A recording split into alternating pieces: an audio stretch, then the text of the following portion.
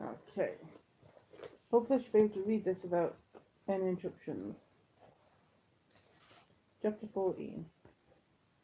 We once picked Tyrone up after lunch on Saturday. It was so strange being back on the Duke estate. We'd only been living at Sean Joffrey's for a few weeks, but it already seemed a lifetime. Dear goodness, it's a right old dump here, isn't it? Said Mum, looking round at the abandoned mattresses and the burnt out car and the mess of paper and boxes strewn everywhere from the chippy and the Chinese and KFC. I could see that Sean Joffrey agreed, but I was peering up at the windows of the 14th floor of Marlborough Tower. There was four living room windows on the velvet curtains and their mother and baby China dogs walking along the sill. Well, I couldn't actually see the ornaments, but I knew they were there. Mom, can we go and get the China dogs? I asked, urgently. And the balloon ladies and the birds and the teddy bears picnic and... Oh, Jess, said Mum, but I could tell that she was missing them dreadfully too. Well, we could take the China dogs and you could have the teddy bears picnic in your bedroom. Hang on, let's see if I've got the door key in my bag. No, said John Jeffrey, snapping her bag shut again. The cheek of it. For God's sake, I thought we agreed. You don't need any of that old junk. We'll get you some brand new ornaments if you're desperate to clutter up the house. Yes, but I think Jess really wants some of her old stuff, said Mum. Don't let's start an argument now. We're late as it is. We'd better find this kid Tyrone. Where does he live?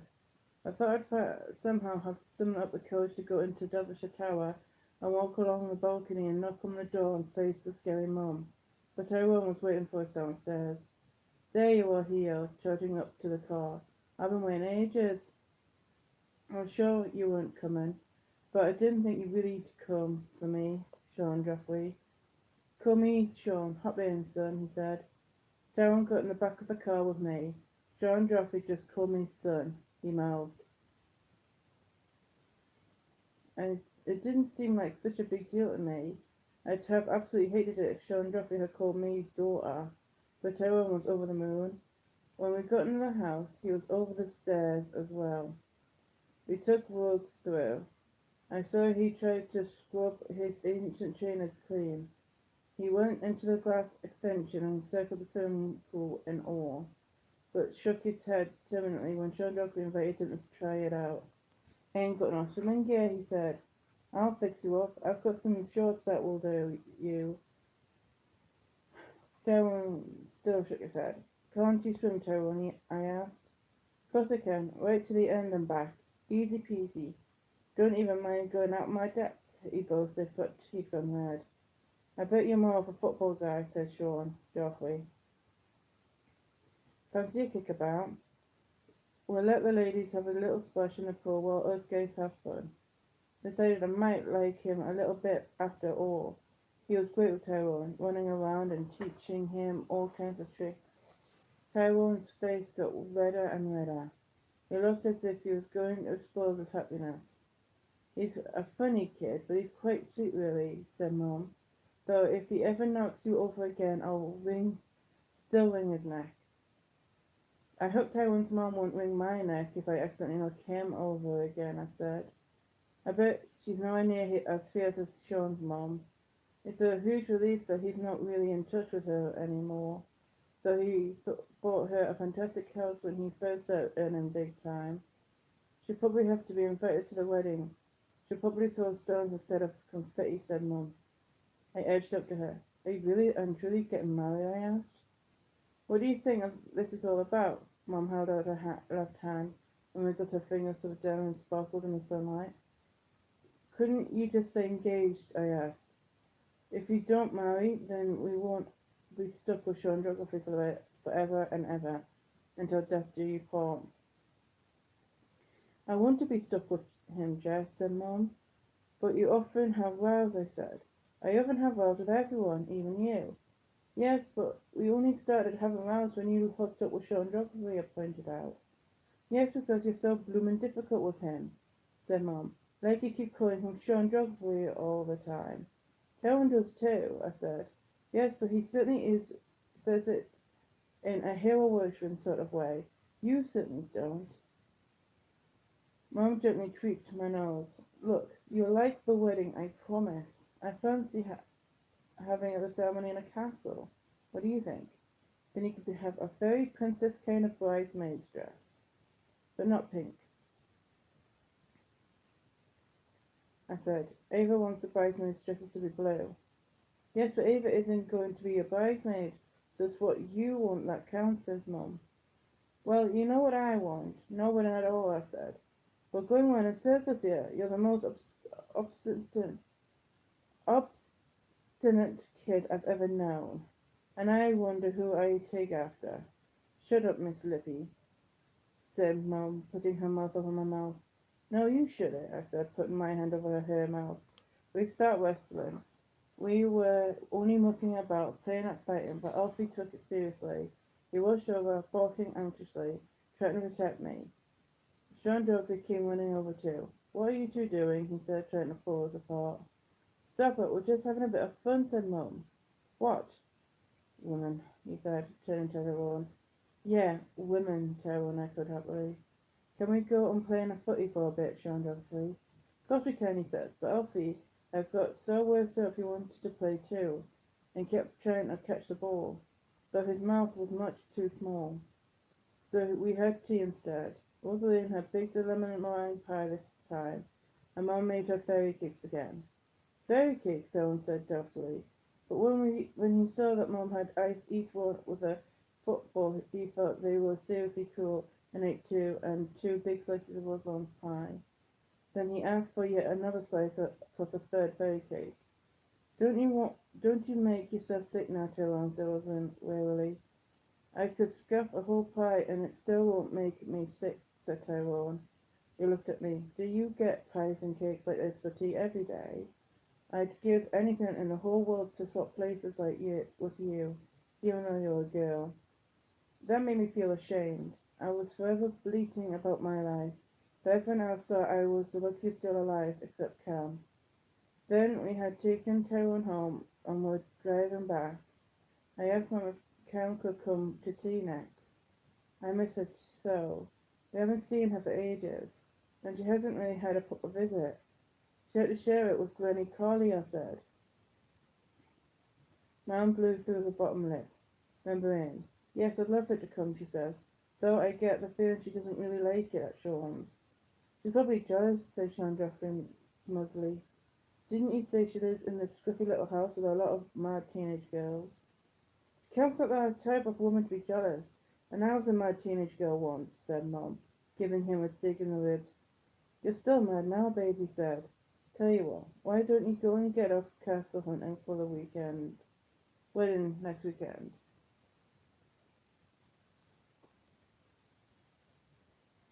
Well, Jess goes to stay with Cam.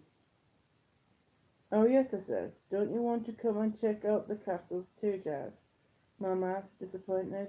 We might even find one with a tower, and then you could look out the window and pretend you're Rapunzel. Mum, I'm not a kid anymore. I said, please, let me stay at Cam's. So I went, and had a lovely weekend. It was like I slipped back into my old life, though it was much better because I had Alfie. I had my own room. One of the girls was on a home visit, so her bed was going spare. All the girls thought that Alfie was marvellous, even big scary Jax. She squatted down and held out her arms, and Alfie rushed up to her and licked her face. I'd never seen her smile before. We had a cosy morning, all hanging out together in the kitchen baking, though maybe we still could have muffins this time, said Cam. We chose cornflake crispy cakes. They were ever so simple to make, and yet they tasted really good. I love Rosaline's cakes, but they sometimes filled me up too much and made my teeth feel funny. When all the girls lounged about posting stuff on their phones while Cam caught up with her writing, I bought my felt tip pen so she found me some A4 paper for me to draw on. I drew a castle, but there was no wedding. I was looking out of the hotel window, and my hair had suddenly grown long and straight and golden. And I was letting it hang down like Rapunzel. Alfie was beside me, and his ears had grown too, almost as long as my hair. Then I drew four more windows in the main part of the castle, Mom had the biggest, Cam had a big window too, Alice had a little window under the terrace. Even Tyrone had a window. I didn't include Sean Joffrey, but I drew in an arrow pointing underneath the castle and wrote, "To the dungeon." I reckoned he was down there, not locked up in chains like a prisoner. He hadn't actually done anything really wicked. There might even be a gym so that he could keep fit. He just wasn't allowed to come out. There's probably a big strong door with an enormous lock. I drew a big key on a gold chain hanging around my neck. After lunch, sausage and mash, Kim and I took Alfie for a long walk. She bought him some packets of expensive dog food, but he politely made it clear he'd much rather share my sausages. After he'd come back from his walk, he ate the dog food too, and then he curled up on some cushions and went fast asleep, even though the girls were playing loud music and dancing around the living room. I did a little dance too, but I felt a bit silly. Jax laughed at me, but not nastily. I accept I'd have laughed at me too. Cam and I went off to her room for a bit of peace, and she read me 101 Dalmatians, which was absolutely blessed as she did all the voices. Shall we go back to Betsy and find Mrs. Alfie? And then my two Alfies could have lots of puppies and like Pongo and Mrs. I suggested hopefully. In your dreams, said Cam. One Alfie is quite enough. And anyway, all the dogs at Battersea have a little operation to make sure they can't have any puppies. Poor Alfie. Well, maybe one day we could adopt just a little puppy for Battersea, and Alfie could be a foster dog, I said. That's a better idea, said Cam. Though you better get Alfie 100% house trained and obedient first. Did you have to be house trained and obedient before they let you foster? I giggled. Very funny, said Cam dryly. Do you really like fostering? I asked. Well, I seem to be doing an awful lot of it at the moment. It gets a bit much sometimes. I never ever thought this is what I'd end up doing. I all started because I met your mum when I was writing an article about life in a children's home, and she was having a royal stroke. I loved hearing this story. Yes, she was. She had a lot of them in those days, said Cam. She still does, I says, but not with me. Well, not much. She gets a bit knocked if I moan about Sean Joffrey. Do you think Tracy really is happy with Sean? Cam asked, suddenly serious. I thought about it, screwed my face up to concentrate. I think she is. I mean, she seems happy most of the time, and she gets all lovey-dovey with him, which is revolting. Though sometimes I think she's just acting. She wants to have a nice husband and a big house and all the rest of it. But she can't really want to be stuck with Sean Joffrey forever, can she? Tom sighed. I don't know. Is she going to get another job now that she's not looking after Ava and Alice? There's a job going as a receptionist at Sean Joffrey's gym. She found out where she went to her kickboxing class. She thought she could do that, but he went bananas and said he wasn't having his fiancée working there. He couldn't understand why she needed to work when he could buy her anything she needed. I hope your mum went into one of her famous drops, said Cam. Yes, she did. But he still wouldn't let her take the job. He sounds like a dinosaur from the past. What does he expect her to do? Waste her time shopping and going to the hairdressers and having her nails done? Pretty much. Tracy's not that sort of person at all, says Cam. Maybe she's turning into Granny Carly. I mean, as a joke, but my voice wobbled. What if she really was? Look, I know your mum better than anyone. She's gone a bit bonkers just at the moment, but she'll soon snap back into her old self. Cam meant it to sound reassuring, but her voice went a bit funny too. She did try to get the China dogs and the teddies and all our other stuff back, but Sean Joffrey stopped her, I said. What? Didn't he tell you to take all your special things? This time Cam was outraged. He says he'll get Mum new things. He doesn't like anything second-hand. Mum and I don't even go to Sunday boot fairs anymore, I says. She just has a long lie-in with him. Cam pulled her face. Well, tell you what we're going to do, she says, scraping in her bag and bringing out a set of keys. Aha, look. Your mum gave me a spare key to your flat ages ago. Let's go there right this minute and collect some of your stuff. And then tomorrow morning we'll go to a boot fair, you and me. If Sean creates, you can always keep your treasures here, okay? Oh, Cam, I do love you, I said, throwing my arms around her neck. I'm so glad you came along to the children's home and met Mum. The girls were all going out bowling. Cam and Alfie and I went to Marlborough Tower. When we got inside the flat, I burst into tears.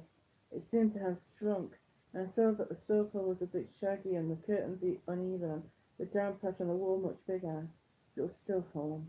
Alfie liked it too, and bounded around trying the sofa and the chairs and the bed besides. He barked happily at everything, though I kept trying to hush him because dogs aren't allowed. I can imagine some scary dog catcher creeping along the balcony with a big net and a cage all set to capture him. Calm down, Alfie. We won't be long, I promise. Please stop walking, I begged. I went on the flat, giving everything a little stroke, even the kettle and the toilet roll holder, and the waste paper basket. So what do you want to take, Jess? Cam asked. She bought 2 big bags for life and some bubble wrap. I gave the flat another quick circuit. Everything, I declared. I know, I understand. But we can't shrink it all down so it fits into 2 bags. Pick up the things you like best, and we'll take them now. You can always come back for more when the council gives the flat to someone else's count. Nobody else should be allowed to come and live in our flat, declared. I know, I felt like that about my old flat, said Cam. It was small and shabby, but it was my flat, and I thought it looked lovely, with all my books and plants and my pictures on the wall. I was very happy there, especially when your mum came to live with me. Still, I think she always hoped I'd write a bestseller and remove some I really wish. Yeah, and now she has, I said, sighing. Come on, come on now, come on, Jess. Let's get your favourite things. Alfie's looking fidgety. We don't want him weeing on the carpet, said Cam. I picked up the china dogs and the teddies, and the Toby dogs, and the balloon ladies, and the bluebirds, and the cluster ducks, and the parrot in the cage. I wanted the bookcase as well, but Cam says it was too big to go in her car. I chose some clothes instead, my cozy dressing gown and last year's jacket with the silky red lining, and my shorts and my green swimming costume, and my matching green flip-flops with big daisies on the toe straps. Excellent choices, said Cam. What about your mum's clothes? Do you think she'd want any? I know. I went to mum's wardrobe and borrowed my head to her jeans and jackets and found the child's outfit right at the back on a special little hanger. It was a red jumper and a blue skirt. They were very old and had a musty wardrobe smell, but several times I caught Mum getting them out and looking at them. I'd wondered if she bought them at a boot fair and was keeping them for me. Rather hoped not, because I didn't really like them. For ages they were too big for me, but now they seemed exactly the right size. Though she hadn't made me wear them, she hadn't shipped them out either. She just kept them in the wardrobe as if they were special. Cam saw me holding them. Oh my goodness, she's held the old woolly jumper to her cheek and then soothed the crumpled skirt. I had no idea your mum still had these. They were her clothes, the ones she always wore at the children's home. She was wearing them the day we met. Yes, let's take them too. I want them even if your mum doesn't. We set off with the bulging bags. Alfie creeping along the balcony, barking his head off. I kept looking back, wishing I'd been able to take more. I even wondered about our doormat, the one that said Home Sweet Home. When we got back to Cameron's, I felt all shaken up and sad. But she made us hot chocolate with whippy cream on top. I watched the DVD and I cheered up. Mum sent me a funny good night text via Cam's phone, saying she was staying the night in a fairy tale castle that I could absolutely love. She signed it Cinderella. Did she really think John Joffrey was the handsome prince? I went to sleep in my borrowed bed surprisingly quickly, but I woke up very early right away. I kept thinking about our flat. Even if I smuggled all our precious things into John Joffrey's house, it still wouldn't be home. One might be planning to marry in a fairy tale castle, but I didn't see how our story could possibly end happily ever after. My tummy felt tight. I got up to go to the loo. I tried to walk on tiptoe so I didn't disturb Alfie. He was curled up at the end of my bed, thankfully not stirring. The cow must have heard me pattering up and down the landing. The door opened. "Jess, are you alright?" she whispered. "Not really," I mumbled. "I've got tummy ache." "Come in here." I got into bed with her. It wasn't really cold, but I seemed to be shivering. "There now," said Cam, giving me a cuddle. I gradually got warmer and the knots in my tummy loosened. "Bit better?" I asked. "A lot better. Sorry if I woke you." I was actually wide awake myself. Were you worrying too? I suppose I was. About Mum or me? That's the problem. I want you both to be happy. "And there's Elfie too," I said. "Yep, and he's all my fault. It just made things even more complicated," said Cam. "But in a good way," I said. "I absolutely love Elfie. I love him just as much as you and Mum. You're my top three equal people, and I want all three of you to be living in the right place. And I can't work out how to do it. When I was at school, there was this horrible intelligence test where some poor man had to ferry a box and a chicken and a stack of corn across to an island, and he didn't know how to do it because the fox would eat the chicken and the chicken would eat the corn if they were put together. It made my head spin. I was never much good at that kind of test," said Cam. "Me neither. I'm glad Miss Oliver doesn't give us tests like that. So what's the answer?" "Oh, the man rolls over two at a time, and then leaves only one on the island, going back for the next. Something like that," said Cam vaguely. She was quiet for a minute or two. "I don't know. Now I've really woken up. How's that poorly tummy of yours? Might you be ready for a spot of early breakfast, just us two?"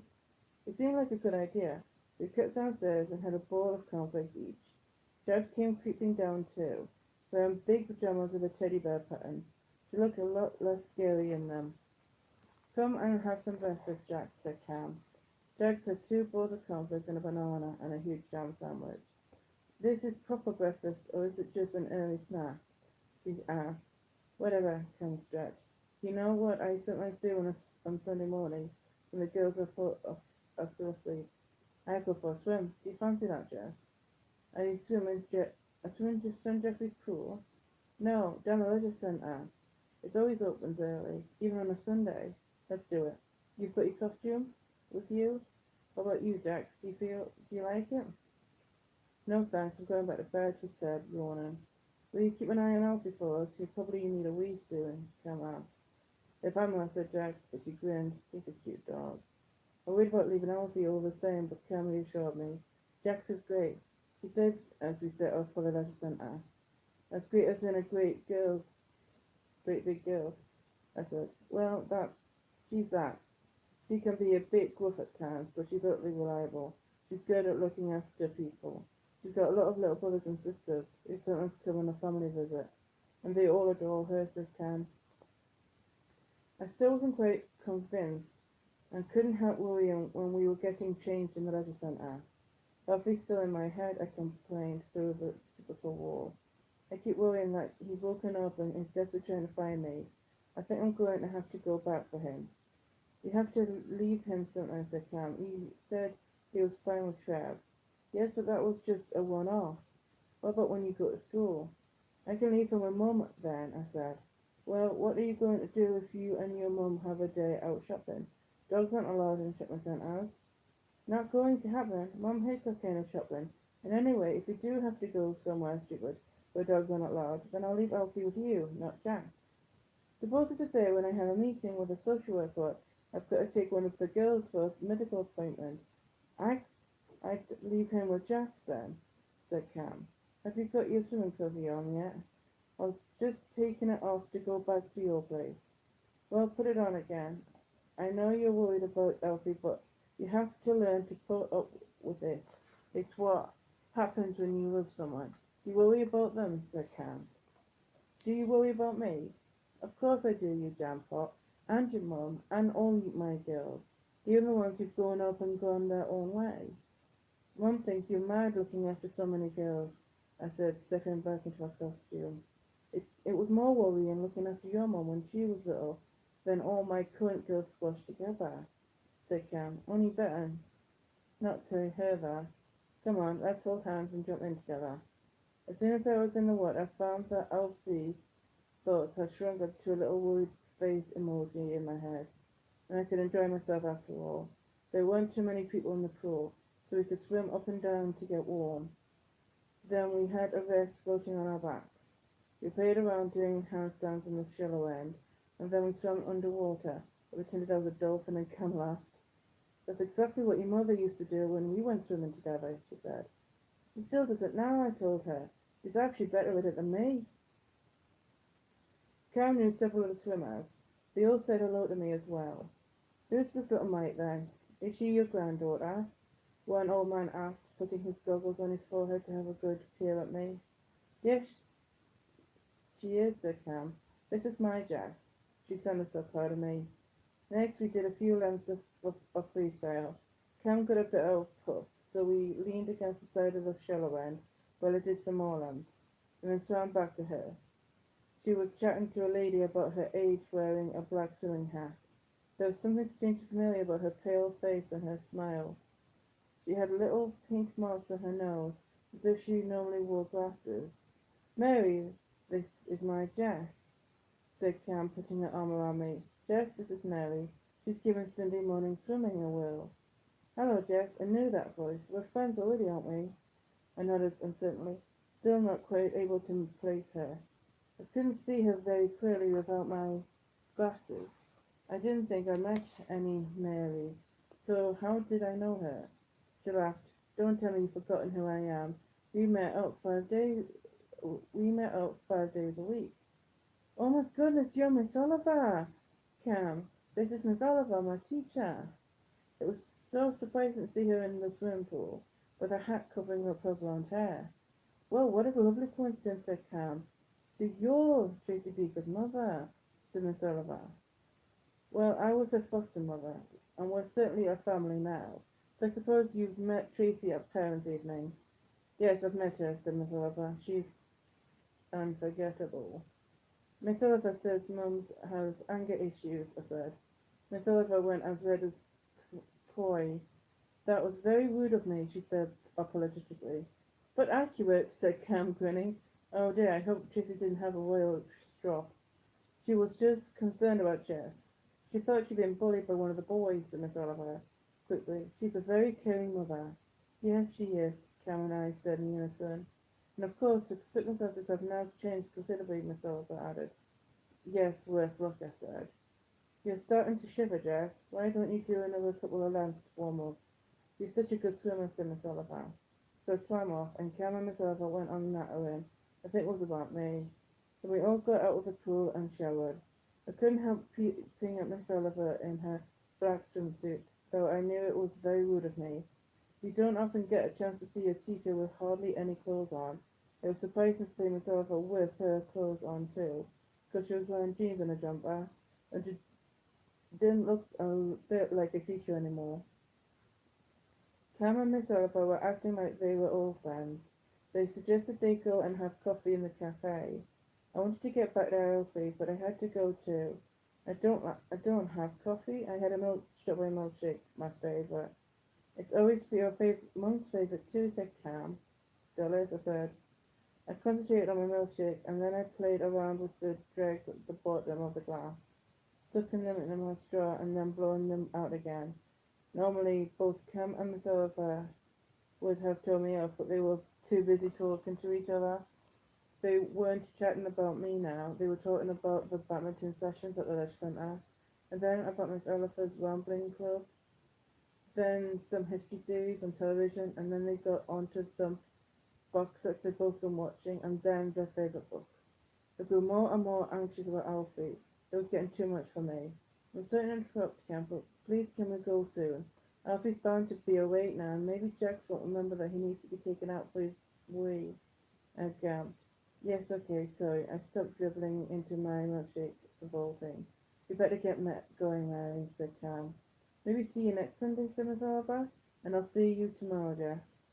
I really liked Mary and Cam when we were driving back, said Cam when we were driving back. What's she like as a teacher? She's nice, though very strict.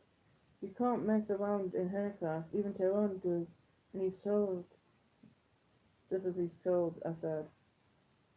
Quite right, too, said Cam. When we got home, Alfie was wide awake, and it turned out that Jax had taken him out into the garden twice already and given him a very large breakfast of extra treats. Alfie liked Jax so much that he just gave me a quick hello lick and then bounded back to her, staring up at her lovingly. I love Alfie to bits, but I wish he wasn't quite so fickle. At Gosforth, now Long Benton, now Whitley Bay. He's at Whitley. You're at Whitley Bay now, babes. Okay. You haven't liked this. Please like this. Please different if you don't like it. Chapter 15. By the time I finish this, you should be here. I told Mom that Cam and I met Miss Oliver at the leisure centre.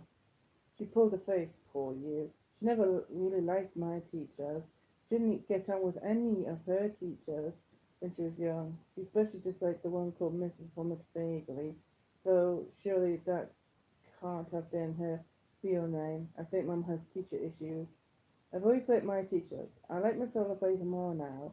I felt weirdly shy going to school on Monday. I wasn't sure how to talk to her anymore. She was she a friend?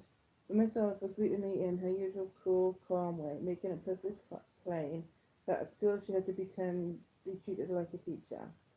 I decided not to tell Tyrone about our encounter at the leisure centre, even though I knew he'd be interested. He'd probably fall about laughing if I told him I'd seen her in her swimsuit. I knew he'd blab to all his mates, and soon everyone would be sniggering, and it would be all for Miss Oliver. So I held my tongue and felt my grown up and discreet. At the end of school, Miss Oliver gave me a secret little nod to show that she was pleased with me. She also asked if I'd be interested in going swimming training on Tuesday evenings after school. But I already know how to swim, Miss Oliver, I said, rather put out. Hadn't she seen me splashing up and down the pool? I know you can swim, Jess, that's the point. This is proper training for children with potential. The girls go to the leisure centre at 5 o'clock on Tuesday. It's called the Ariel Club. The Little Mermaid had always been my favourite Disney film. I always been my favourite Disney film! Sorry, I've got a connection with Jess now. Suddenly, I badly wanted to join the Ariel Club. I wondered if you pretended to be a mermaid. Maybe you had to wear a mermaid costume? Please, please, please, can I go, Mum? I asked when she collected me. I suppose so. Yes, I'll take you. So I hope your Miss Oliver isn't involved, said Mum. Oh, hang on a minute. Tuesdays. I suddenly remembered that was a day Mum went kickboxing at Sharon Duffy's gym. Maybe Kim could take me, I suggested hopefully. Then she might get me another strawberry milkshake afterwards. I'll take you, said Mum. I'm your mum. But what about your kickboxing? Well, I can practice with Sean at any time. I'm getting good at it. Watch, she demonstrated, kicking her leg right up at an imaginary opponent on the pavement. The other mums gasped and giggled, and all the kids stared in awe. Mum, I hissed, terribly embarrassed. Of course I can't swap my mum, Tracy Beaker, for the world, but sometimes I wish she'd act more like oh, ordinary mums. Still, I was touched that she was giving up her kickboxing to go to the leisure centre with me. I was really excited about going to the aerial club, but it wasn't a bit how I imagined. We didn't dress up as mermaids. Everybody wore regulation black swimsuits. We didn't sit on the edge of the pool pretending to comb our long hair and then dive deep into the water to our palace. Just swam up and down, doing front crawl and breaststroke and backstroke and butterfly. It was exhausting, and I wasn't the best, as I'd hoped. I was one of the worst. There was one chubby little girl of but 6 who flashed past me and finished half a length in front. It wasn't fun in the changing rooms either. The other girls all knew each other and chatted about some upstage swimming gala, totally ignoring me.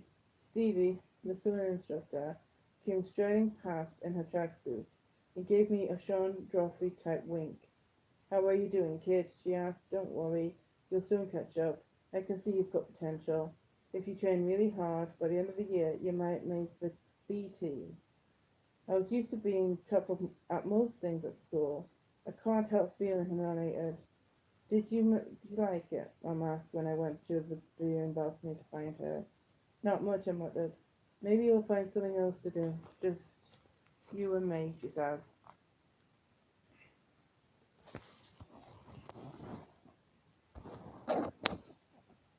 Still haven't liked it. I won't be able to hear you because I have no headphones. Should give him the headphones.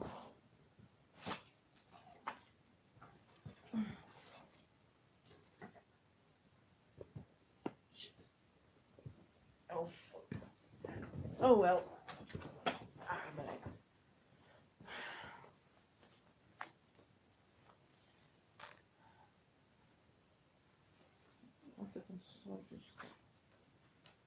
Maybe we'll find something else to do, just you and me, she says. Or you and me and Alfie. Shall we see about those dog training courses? Oh yes, but do you think Alfie would get along okay? He doesn't seem to like doing what he's told. I'm not sure he's very trainable. I wouldn't want him to be bottom of the class, I said. Everyone could be trained. When I was a kid, Cam even managed to train me. I used to be a holy terror. Now look at me, little Miss Perfect, said Mum. When we go back in the Chandra, we saw we saw there were two cars outside, the red Porsche and a little white car. Mum winkled her nose. Shem must have bought one of his lads back from the gym, she said. I'm not sure it's a lad, I said, peering at the white car. There was a little white Lucky mascot unicorn dangling from the driving mirror, and a copy of Gossip in the front passenger seat. My heart started thumping. I'd been a bit shivery after swimming, but now I went hot all over. Do you think that's Sandy Forthwhite's car? I whispered. It had better not be, said Mum. I'll be practicing my kickboxing on her. We let ourselves into the house. We could hear Sean Joffrey's voice in the living room and a woman's voice answering. Then they both laughed. Sean, Mum called, a hand on my shoulder. Hey, babe, he said, coming out into the hall. He was wearing a tight white t-shirt that showed off his toned muscles and wet tracky bottoms. I thought he looked a right prat, but he strutted about as if he was drop-dead gorgeous. I've got a surprise for you. I'm not sure I like surprises, said Mum. Chill, darling, it's an old friend. I'm not sure I want to meet any of your old friends. Mum's fingers were digging into my shoulder now. She's not my old friend, babe. She's your old friend. Back when we were kids, said Sean Joffrey. Come and say hello.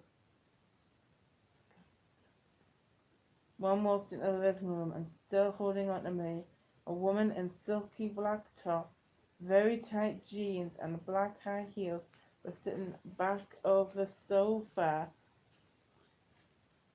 She was wearing a lot of makeup and her hair was ultra styled. The whole room smelled of her musky perfume. Mum stared. The woman raised her glass. Hi, Tracy, remember me?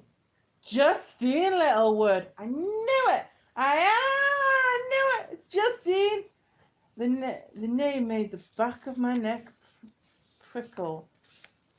I knew that name so well. Even though I'd never met her, Justine Littlewood, my mum's arch enemy at the children's home. She stole her mum's best friend, Louise, away, and then they ganged up on her. They fought over everything. They hated each other. So what was Justine Littlewood doing here, lounging in the living room as if she belonged there? Long time no see, she says. Oh, Tracy, you haven't changed a bit. I've known you I have known you everywhere. I have known you too, said Mum. They looked each other up and down. Mum ran her hand through her wild curls. One leg of her jeans rocked up from sitting on the car. She stood like a stalk to push it down on her hat with a high top. So you know Sean then, she said. I do now, said Justine, smiling. We came to the gym. Sean Joffrey was smiling too. We got talking, and she said you two used to be best friends at the children's home. Best friends, said Mum. Well, frenemies, said Justine. Oh my gosh, the last we had then, Tracy. Remember our dare game? I couldn't believe it when you ate that warm and then were sick in the bushes. I wasn't sick, said Mum, jutting her chin. That's my girl, said John Joffrey, putting his arm around her. He winked at me. They'll be daring each other again any time now. I saw that Mum was completely rigid, her fists clenched. Then she moved closer to Sean Joffrey, nestling into him. We're not kids anymore. A lot has changed since then, she said. I'll say, said Justine. Show Justine your ring, Tracy. Chase, said Sean Joffrey. Mum held out her hand, and the diamond flashed. "Oh my, that's a rock and a half," said Justine. "Congratulations, you two. And you have a family already." She looked at me. "Dear goodness, apart from the glasses, you have a spitting image of your mum." "Jess isn't mine, but I treat her just like my own daughter," said Sean Joffrey. I wanted to spit.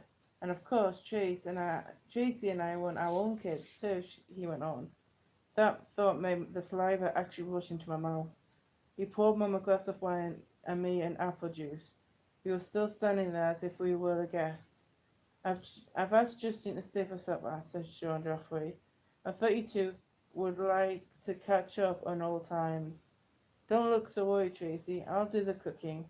You girls have a good natter while I go big game hunting in the kitchen for a steak or three." He went off whistling.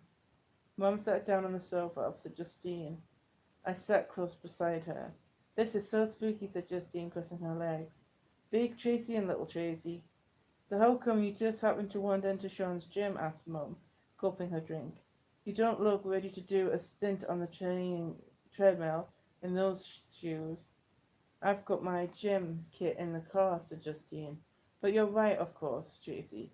I've tracked you down. I saw your photos of the house in Instagram. And my God, the pool. I thought you were just having a laugh, pretending you lived like that.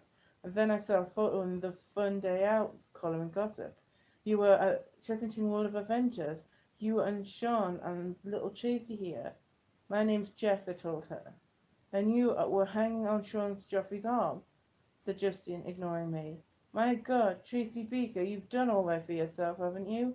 So I was just itching with curiosity. Yeah. I googled Sean, and there was stuff all about his gym, so I thought I'd toddle along and see the big man for myself. "My big man," said Mom. "So, however did you pull it off?" Justine asked. "I mean, no offense, but according to his past history, he usually goes for gorgeous little blondes, 20 if they're a day." "John and I go way back," said Mom. "We knew each other when we were kids." "What? You've never telling me he was at the dumping ground too. I don't remember him." "This was after I got flustered," said Mum. "John and I were mates. We lost touch because we both moved, and then we met up again when I went to the gym." It's just like a little dating agency, that gym." Justine stood up, stretched, and started stalking around the living room, looking at the framed cuttings on the walls and the photos. "The giant portrait. And this is the Sean Joffrey Museum. Sweet. I don't see any photos of you, though, Tracy, or any of his other wags." "Mum's not a wag," I said indignantly. "Yes, she is. She's one of Sean's girlfriends," said Justine. "And I'm his only girlfriend," Mum fiddled with her diamond. "And pretty soon I'll be his wife." "Well, I hope I get an invite to the wedding, seeing as they're such old friends." "Worst enemies, more like," said Mum. "Still, as you said, we're not silly little kids anymore," said Justine. "We're two successful women, stars of the fostering network. Does Cam still write magazine articles? She should write about you and me." "So what have you done that's so great, Justine?" Mum asked. "I'm a businesswoman now, doing very nicely, thank you. I did business studies at uni." "You went to university?" "Mum always saying she wants me to study hard and go to university. She left school early and says she's always regretted it." "Of course I did. You can't get on without a good degree nowadays," said Justine. "I've always been a bit ambitious. I was nearly picked for the apprentice. I made the shortlist out of thousands. I was in sales and marketing in several big companies. And then I started up my own business. Beauty products. A whole range. They were called Justine. All very classy, working, dark navy with a white lotus flower motif. Superdrug locked them. Superdrug stock them. Maybe you used to buy them, Tracy, though you don't really look like you're into beauty products. Do you do hand cream? I asked. Mum lets me wear makeup, but she sometimes never lets me wear makeup, but sometimes gives me some of her hand cream, which smells almost as good as perfume. I used to, but I stopped producing the range now, said Justine. Did you go bust? Mum asked. Oh, that's business for you, said Justine airily. Even Sam Carr went bust once upon a time. You have to learn to take the rough with the smooth. So what about your career, Tracy? I've done this and that, said Mum. I worked with Maria Gray recently. She's in publishing. Really? In what capacity? Editing? Or were you in sales too? Justine asked. Mum wrote a book, I said proudly. Oh yes, you were always going scribble, scribble, scribble when we were kids, weren't you, Tracy? Your life story. Don't tell me you're really getting it published at last. I've still got some work to do on it. Said Justine meaningfully. And Mum's Maria's best friend now. She used to look after her children, Ava and Alice. Alice is my best friend, actually, I said, though I hadn't seen her for a while now. Oh, so you were this Maria's nanny, were you? Tracy, that's a laugh. You're looking after someone else's kids. Why is that a laugh exactly? Mum asked, her eyes narrowing. Well, you were only the worst behaved kid ever. You were famous for it. You drove Mike and Jenny mad. And what was the name of that care worker? Elaine. And you called her Elaine the Pain. She always ended up in tears when she had to deal with you. Mum was going. Oh no. Uh-oh. Look at the face on you. You're just about to throw one of your famous wobblies. Justine put a silly face at me. What was it like having Tracy Beaker for a mum? I bet she's pretty embarrassing at times. No, she's not, I lied fiercely. She's the best mum ever. Ah, isn't that sweet, said Justine. Have you got a bit of temper like your mum? No, she hasn't, said Mum. She's a great kid, very well behaved, and she's doing brilliantly. Next summer we'll be sending her to a girls' prep school where she'll do all sorts of extras like drama and music. She'd love it. I wasn't sure. I quite like the sound of drama and music, but I wanted to keep Miss Oliver as my teacher and Tyrone for a mate. Justine still had that stupid smirk on her face. I had thought she experienced enough drama living with you, Tracy, she said. Why don't you finish your drink and then clear off, said Mum. Oh, don't be like that. Can't you take a bit of banter? And I'm invited to dinner, aren't I? Your chaps are cooking me a steak, said Justine. You've got a gem there, all right, Tracy. He's a real hunk. He cooks too, bless him. And of course he's rich and famous. You've really hit the jackpot. Why are you so interested in my chap? Haven't you got a man of your own? Oh, I've got a very nice boyfriend, thanks very much. He's crazy about me, said Justine. Want to see him? She flicked through the images on her mobile phone and then held it out. I saw a man sitting at a great big desk, good looking but quite old. He looks more like your boss than your boyfriend, said Mum. It just so happens that he is my boss at the moment, but I'm thinking of starting up my own business again, said Justine. We'll have to see if the big romance lasts. Is he married? Mum asked.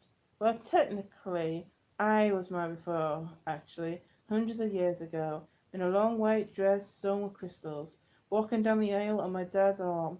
He told me I looked beautiful. Her voice bubbled suddenly. We were always waiting for them to come and see us at the home. Your dad and your mum, said Mum, only they hardly ever turned up. My dad came practically every week, said Justine. We were ever so close. We still are, even though he doesn't always recognize me. He's got dementia. He's in a home now, and I go and visit him. Funny that. Oh, said Mum, I'm sorry, Justine. There was a little pause. Life doesn't always work out the way you want, said Justine. And the husband isn't around anymore, Mum asked. Nope, and there weren't any children either, though we tried. No little Justines for me, she said. Poor Mum poured her another drink. By the time she and Geoffrey came to say the steaks were ready, they were chatting like real old friends. There isn't it great for you two to catch up, he said lightly. He cooked chips as well as steak, and he'd even done a couple of fish fingers for me. Alfie was most put out because the smell of steak was making him drool. and I was the only one likely to slip him some. Mum and Justine went on talking about their childhood, telling stories about the pranks they played on the children's home, making it all sound fun. Are you still in touch with Louise? Mum asked. Louise? Which one was she? Justine asked vaguely. You don't, you really don't remember. She was my best friend until she pulled up with you. She was a very pretty one with long blonde hair. Oh, her! Haven't seen her for donkey's years. We met up when we were teenagers, but didn't really have a thing in common, said Justine. She looked at Sean Joffrey. So I hear you and Tracy were mates when you were kids. We never met up, did we? Well, if we did, I was the big fat kid with the bad attitude, he said, laughing. I was a right tough nut, wasn't I, Trace? Still, I said Mum, and she gave his arm a squeeze. Please may I leave the table, I asked, because I'd finished my fish fingers, and I hated it when the two of them got all lovey-dovey. I could tell Justine didn't think much of it either, though she kept smiling. Sure, Jess, said Sean Joffrey, as if he was my father. I went off to take Alfie for a walk in the dark. When we came back, Mum and Sean Joffrey and Justine were having coffee in the living room. I nipped into the kitchen and scuffed up little leftover bits of steak. Alfie had a royal feast. Then we went upstairs and I got into my pajamas, and Alfie curled up on his bed. We were nearly asleep when Mum came upstairs to check on us. Is she still here? I asked sheepishly. Yes, I wish she'd clear off too, said Mum. I bet she's dead jealous of you now, Mum. Yes, I think she is. It's weird. I thought I'd feel like gloating because everything's worked out so well for me, but I just feel a bit sorry for her now. Funny, if we end up friends after all. Yeah, it'd be funny that. Because Justine and Tracy were never that close. They were frenemies.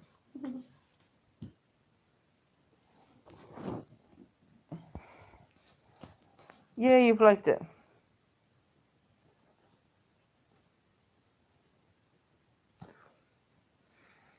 I've got a different bus, but I really want it back. Because it's one of my favourites. It's one of my favourites, but I can live without it. But I want it back. Please.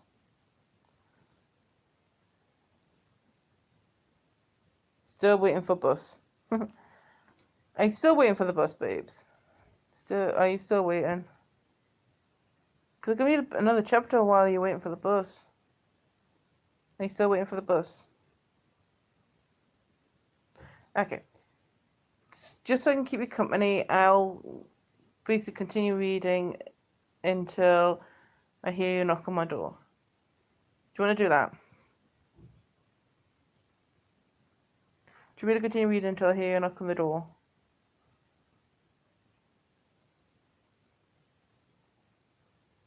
Okay. If I'm going to do that, then I'm going to do something else.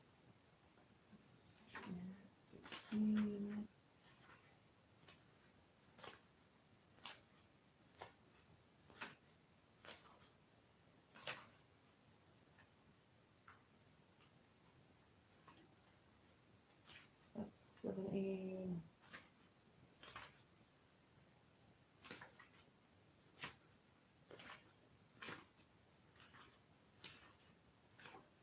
And that's 18.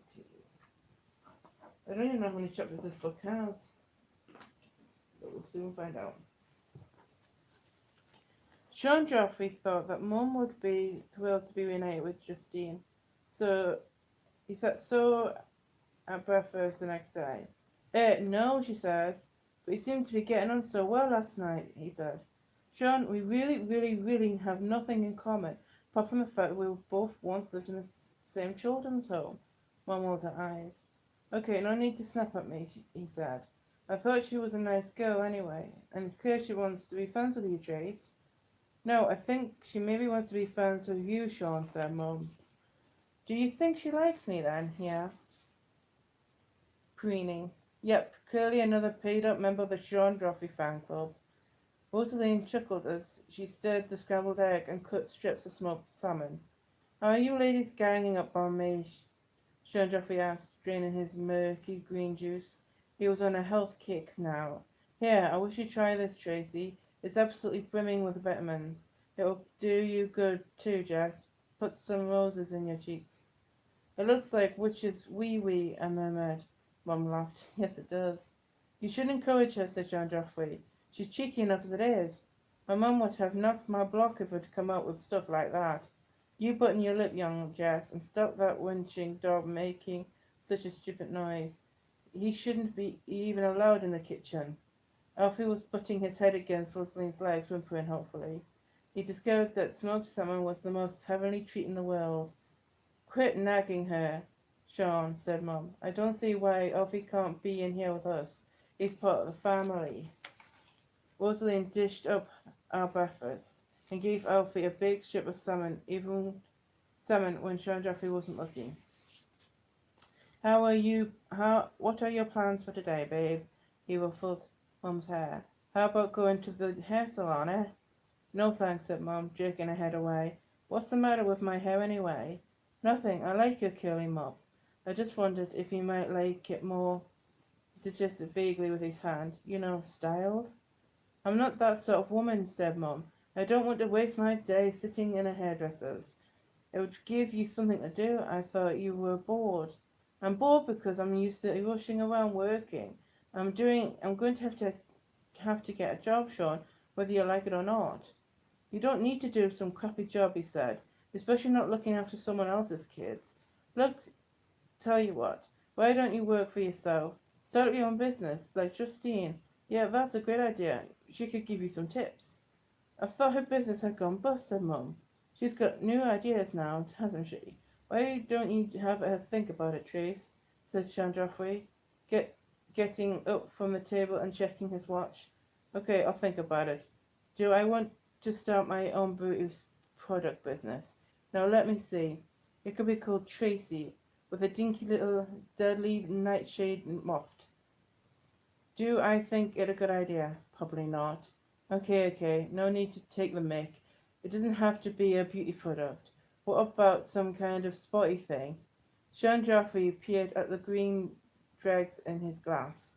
A special health juice, say. I like that idea. Or lady sportswear, like crop tops and leggings. I could sell them at the gym. Hey, I'm on a roll here. Well, try your ideas out on Justine then, said Mum. She was joking, but she took her seriously. I might just do that, he said. Mum pushed her pale plate away and stood up. You better not.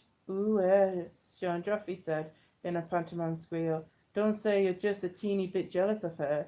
He was grinning, lapping it up. Mom walked over to him.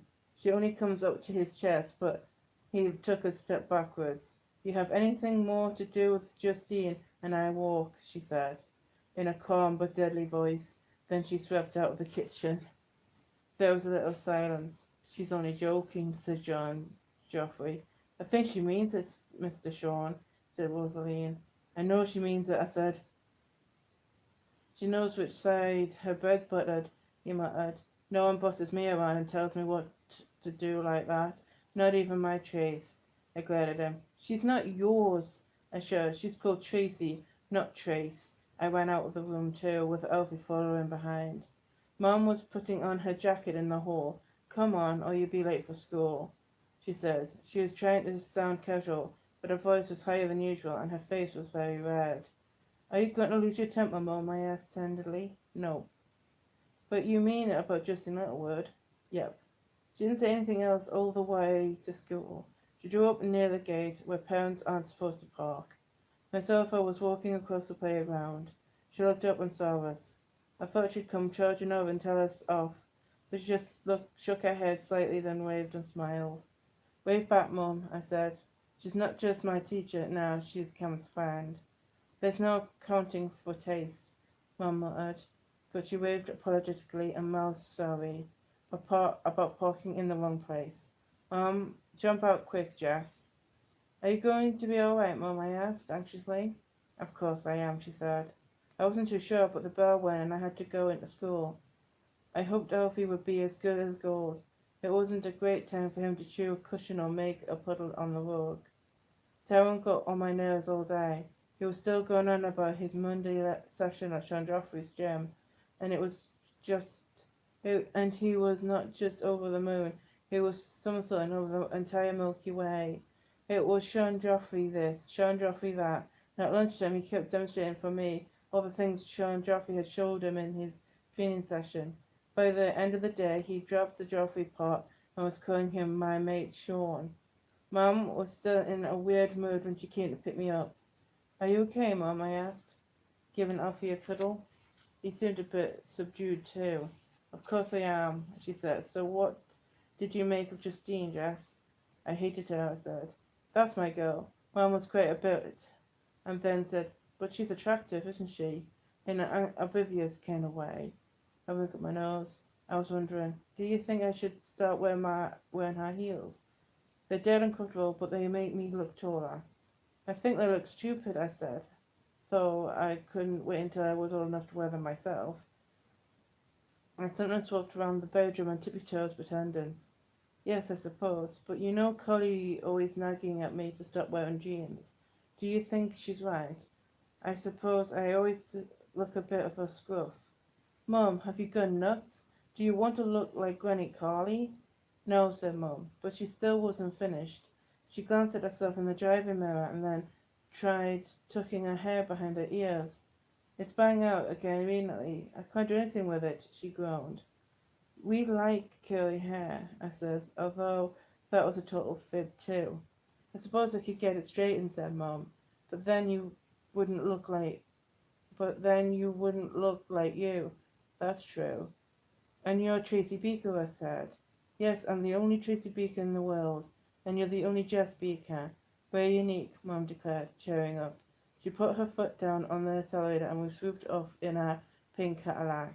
Sean was so late home that he'd already had our supper. Rosalie and her brought chops and sausages and bacon and black pudding and mushroom and tomatoes from Mick's grill. One of Mrs. John's favourites, she told us before she went home. We were sick of eating so much meat, so Mom made us mushroom and tomato omelettes instead. They were very good, but my tummy was so tight I could hardly manage half of mine. Mom ate even less, and she kept looking at the kitchen clock. We didn't even see Sean Joffrey's name out loud, but we were both wondering where on earth he was. Then we heard the Porsche draw up outside. Mom was nibbling her lip, looking very pale. I hated seeing her so anxious. I wanted to fly at Sean Joffrey and yell at him, but he came waltzing in with a simply enormous bunch of red roses in one hand and a posy of pink rosebuds in the other. Sorry I'm so late, girls, he said. Problems at the gym. Somebody injured themselves and blamed the equipment, but it's all sorted now. Huge apologies. He gave Mum her red roses with a flourish and then presented me with the posy. I couldn't help feeling a little bit pleased. No one has ever given me flowers before, but they were so pretty. Mum's roses had to be split up into 4 huge glass vases, but he put my posy into our Lady Toby jug, where they looked beautiful. What's that lovely smell? Said Sean Joffrey, wrinkling his nose like a rabbit. The roses, stupid, said Mum, when he looked anxious again because Sean Joffrey goes weird if you call him that. But he didn't react at all. Not the roses. There's a lovely savoury smell. Have you been cooking, Trace? I just made Jess and me an omelette. That's all, she said, shrugging. Shrugging. How about making one for me, darling, he said, putting his arm around her. Okay, with some chops and stuff? I'll skip the meat tonight. The medic at the gym said I should vary my sources of protein and not rely on it so heavily on red meat, said Sean Joffrey. So Mum made him an enormous omelette, and he ate it enthusiastically, smacking his lips. It's really tasty, babe, he says. Your mum's a great cook, Jess. I know, I said, paused. She looks great too, doesn't she? Sean Joffrey did a pantomime and his hands over his eyebrows and his eyes scrunched up. Yes, I think you're right, Katie. Mum looks Great. She'll look weird in a tight skirt and high heels, wouldn't she? Well, she'd look great in anything, but I love her most in her funny jeans and t-shirts. Me too, I said, amazed that he was managing to say all the right stuff. Have you two started up the Tracy Beaker fan club? Said Mum. We could, said Sean Joffrey. Jess could be the number one founder member, and I could be the number two fan, with benefits. Mum laughed, and I laughed too because I was so happy for her. Sean Joffrey carried on being lovely all through the Easter holidays. He stopped nagging about Alfie and started giving him little treats, and he even gave me my very own mobile phone. But I said I didn't want her to have one just yet, said Mum. Maybe for her next birthday, and just a little pay-as-you-go one, not a proper smartphone. Well, I was in the shop anyway, upgrading mine, and I just thought she'd like it. It'll be useful. She can text all her friends now. Be one of the in crowd, said Sean Joffrey. It'd be great, eh, Jess? You bet, I said. Thank you very much, Sean. I thought it would be good. Thought it would seem very rude and ungrateful for calling Sean Joffrey then. I just added it mentally. I tapped in the numbers of my favourite people, but Alice didn't have a mobile phone, so I couldn't text her. Texted Mum, even though she was in the same room. I texted a smiley emoji to Sean Joffrey. He was actually sitting beside me, showing me how to do it. The person I texted most was Cam. I sent a lot of messages and she replied. And if I couldn't go to sleep at night, I sometimes curled up with the duvet over my head and called her. It was lovely having a private chat with her, though sometimes her phone was engaged. One night I tried and tried for nearly an hour before he got through. Cam, Cam, you've been talking to someone for ages, I complained. Were you on the phone to Mum? No, I don't phone her in the evenings now, when she's with Sean. Were you phoning Jane and Liz? No, said Cam. She sounded a bit cagey. Were you phoning a care worker about one of your girls? No, who was it? Honestly, Jess, stop being so nosy. I was simply chatting to a friend, said Cam. Which friend? Well, it was Mary, if you must know. Mary, Miss Oliver? Why are you phoning her? Are you having a chat about me? I demanded. Jess, you're my favourite girl in all the world, but you're not my only topic of conversation, you know. We were talking about all sorts of stuff. Mary was asking me about this book I'm writing, and I wanted the recipe for her ace banana cake. She made it when I went round to hers for tea. You went to tea with Miss Oliver? I asked, astonished at her house. No, we sat and had afternoon tea in a bull shelter, said Cam. Of course we had tea at her place. Anyway, why have you phoned? Are you okay, Jess? And Mum? And Alfie? Yes, we're fine. And things are okay with Sean? Well, they're better than okay, actually. He's been ever so nice. That's good, said Cam. I might even have started liking him, just a little bit, I said. So you're settling down and it's all working out just like a fairy tale. And the wicked ogre has turned into the handsome prince. I wouldn't go that far, I said. Cam, aren't you and Miss Oliver talking about me even a bit? Perhaps just a tiny bit. She does like me, doesn't she? I think we're probably her favourite, though. She's too professional to admit it, says Cam. Mum keeps going on about sending me to this school where you do drama and music, I said, and it's got its own swimming pool. Goodness, well, maybe you'd like that. Yes, but I don't want to leave my school, and maybe I wouldn't like the swimming pool club part much. I'm one of the worst swimmers at the aerial club. I don't think I'm going any more, I said. Well, talk it over with your mum, said Cam. It's late now, sweetheart. Snuggle down and go to sleep. Night-night. I curled up with Alfie on the end of my bed like a big furry hot water bottle, and the woofer tucked into my crook of my neck. As I didn't want to be in the aerial club anymore, Mum decided to go back to her kickboxing class the next Tuesday. I'll just turn up the gym and give Sean a surprise, she says. I'm sure the kickboxing is good for me. I hardly ever lose my temper nowadays. This is the brand new Tracy Beaker, CALM. Rosaline stayed late and looked after Elfie and me. She made a big fuss of us. We went for a walk and round the garden and threw the ball for Elfie and played tug with him. Then we had our tea, a lovely chicken and vegetable stew that had been simmering on the stove for ages. Yum yum, Rosaline, I like it, I says. It's a special flamingo dish. Jess, Jane and Nick love it too, though he prefers McDonald's, she says. It must be so weird for you not being with them, I said. Rosalie nodded. I just have to be patient. When they're a little older, we hope they can come here. My husband is expecting a promotion soon, and Mrs. Sharon is always very generous to me. But it's not fair. He's got so much money, and you've got hardly any. Don't you ever get fed up? I asked, running my finger around my plates to scoop up the last of the sauce. Don't do that. Use a spoon. There's no point thinking about what's fair and what isn't. Anyway, if I'd been a famous footballer, I'd have lots of money. Maybe I better start practicing. Rosie aimed a kick at Elfie's ball and sent it skidding across the kitchen floor. It went straight right into the open cupboard. Goal! She shouted, laughing. Mum came home looking a bit anxious. Rosaline had saved her a portion of chicken stew, but she said she didn't feel like eating. So why didn't you come home with Sean Dogfrey? I asked. He wasn't at the gym. So where was he?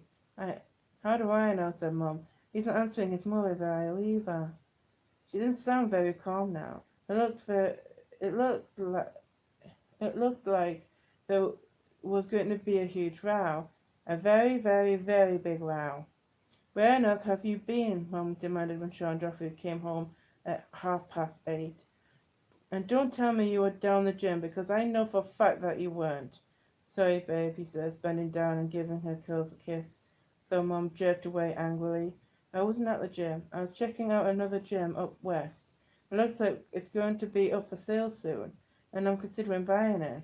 I'm thinking of starting a whole chain of Sean Joffrey gyms. What do you think, eh? Why didn't you answer your phone? Because I was working out. See, my hair's still wet from the shower. Lighten up, Trace. You've got a face like thunder, he said. Well, you could have told me. The guy at the kickboxing class didn't know where you were either, said Mum. I thought you'd given up going. Weren't you taking jet swimming or something? Said Sean Joffrey. Anyway, I don't go around gassing to my staff, telling them all my plans. Shame, I missed you though. I love seeing you aiming kicks and getting all red in the face. I'll practice on you if you like, said Mum. They started play fighting. Mum was quite fierce at first, but soon they were just laughing about. They didn't have a row. They ended up getting all lovey-dovey again. I wondered about asking Mum to teach me to kickbox. I could try it out on Tyrone when he started to annoy me. He was still going on and on and on about Sean Joffrey. He even started writing his autobiography. Miss Oliver said we all had to choose a person we admire and then find out all sorts of information about them and write it up in our own words. And if they're famous, I don't want you copying Wikipedia word for word, she warned. I want you each to write something really original and interesting. Half the course that I'd write about Sean Joffrey. You're so lucky, Jess. You find out all sorts of stuff easy peasy and get photos and all photo programs and newspaper cuttings, said Alicia. I'm not doing Sean Joffrey, I told her. I'm doing my mum, Tracy Beaker. But your mum's not famous. Miss Oliver said we should write about someone we admire. And I admire my mum, I said. I spent ages working on my autobiography. My mum, Tracy Beaker. I think my mum, Tracy Beaker, is a little bit famous. She's had the most interesting life, too. She didn't have a very happy childhood. Her own mum didn't always look after her, so she had to live in a children's home. She didn't like it much. She got very fed up. I think she was quite naughty, but it wasn't really her fault. It was missing. She was missing her mum. She wrote about it in her own story. It's called an autobiography when you write about your own life. And then, guess what? A lovely kind lady called Cam came to the children's home and she fostered my mum, Tracy Beaker. My mum was much happier, though she was still quite naughty. She made friends with a boy nicknamed Football, and they hung out together. When Mum grew up, she worked in a children's home for a while because she wanted to help other children like her. She did all kinds of other jobs too. I especially liked it when she was a dog walker. I was a dog walker too. I am very good with dogs. When I grow up, I'm going to work at Battersea Dogs and Cats Home. Mum says if I work very, very hard, I might get to be a vet. Mum didn't always work hard when she was at school, but she wants me to do better. Mum is the best mum in the world, in all the world to me. She can get a bit cross at times, but she's never ever cross with me, and she always sticks up for me, no matter what. Now she's going to marry that boy she once knew. Only now he's called Sean Joffrey, and he turned into a famous footballer. I think he's very lucky to be marrying my mum.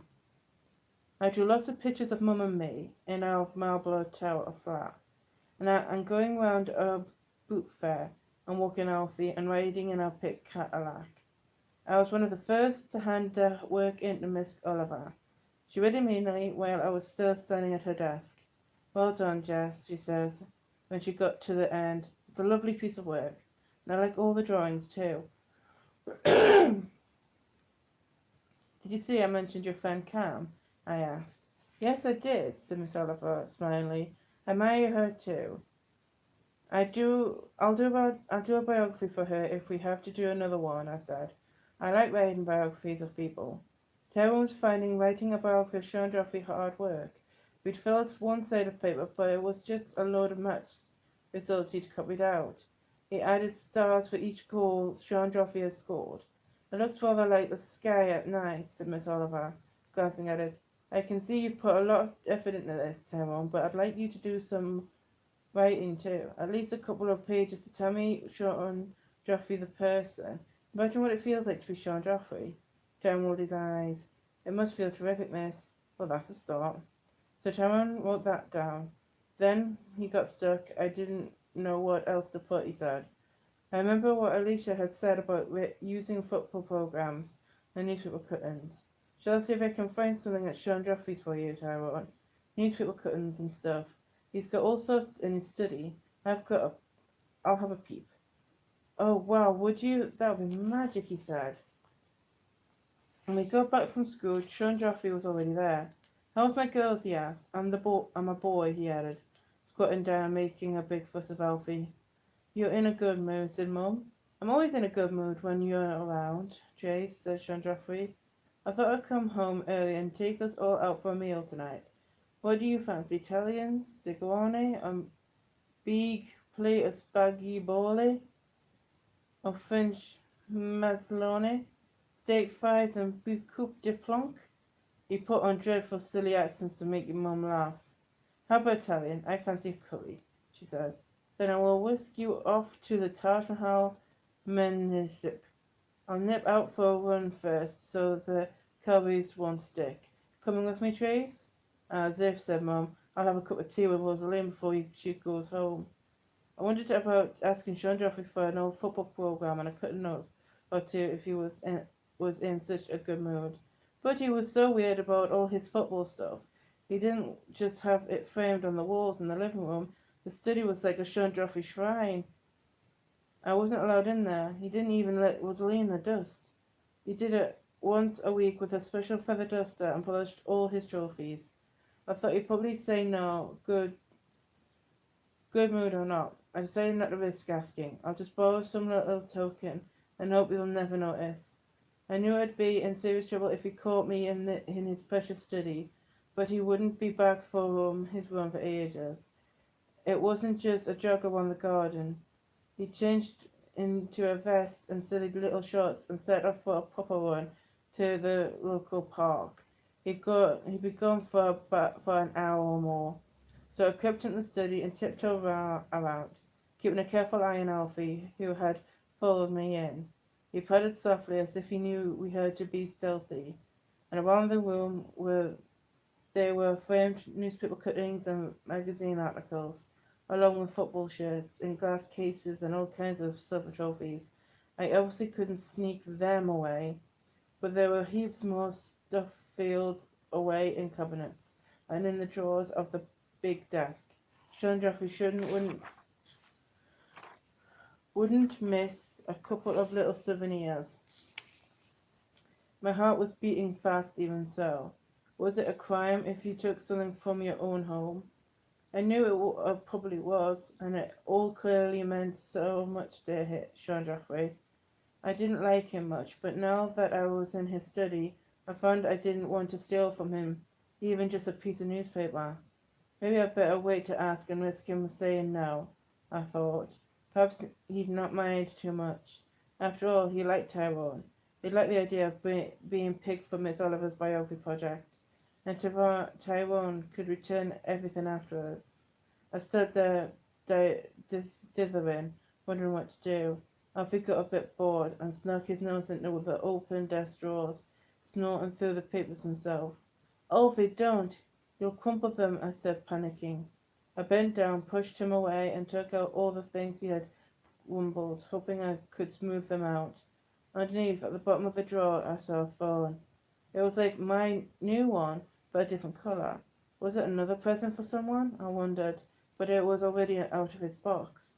It looked as if it had been used. Why did Chandrafi have it hidden away in a drawer? He already had a phone, so why did he need the spare one?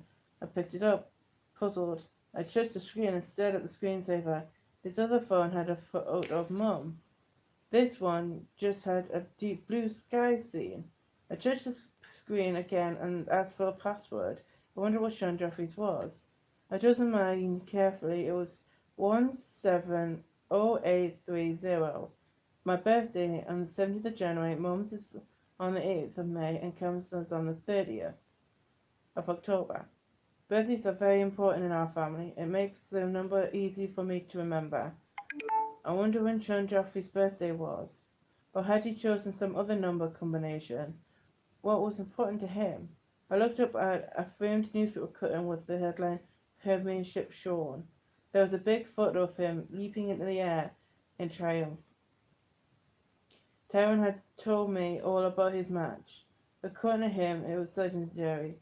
Sean Joffrey had scored a hat-trick, and the third goal meant that the team won the Premier League. I looked at the number 7 on his football shirt. I squinted at the date in the newspaper, 2008. I typed in 372008. It didn't work. I tried reprising the 3 and the 7, and the phone opened up. I felt like a genius, though I had taken the simplest deduction. I pressed the message symbol, then I stopped dead, staring at the latest little box.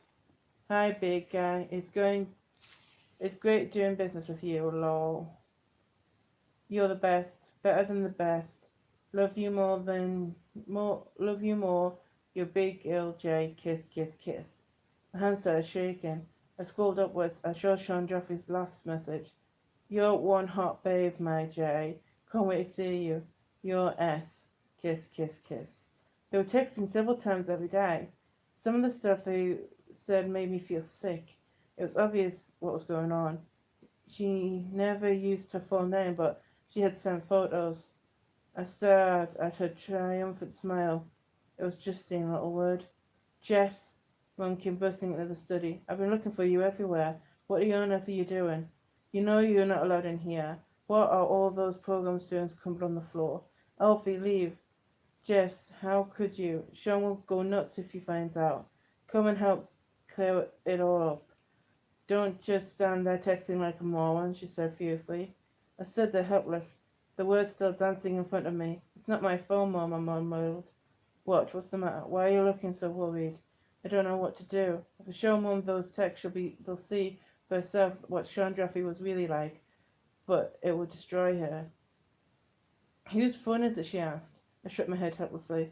I had a mad thought that I would hurl the phone out the window so she didn't see it, or dash it against the desk to break it, or run to the nearest loo to throw it. But Mum already had her hand on it. The photo of Justine Littlewood was still showing. Mum looked at it. She flicked through the messages. Then she dropped the phone and sat down in a heap on the carpet.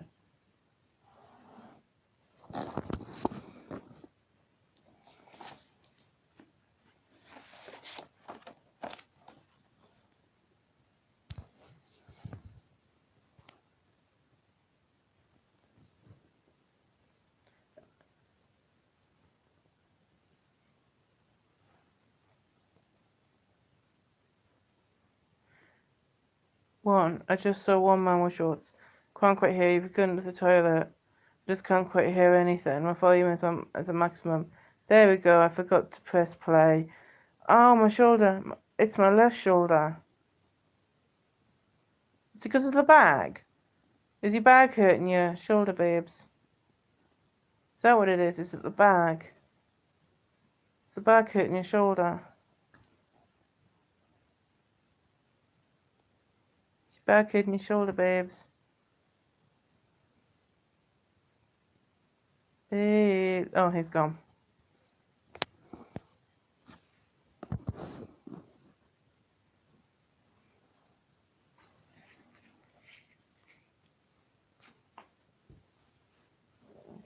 Okay, I need to find 80 people there.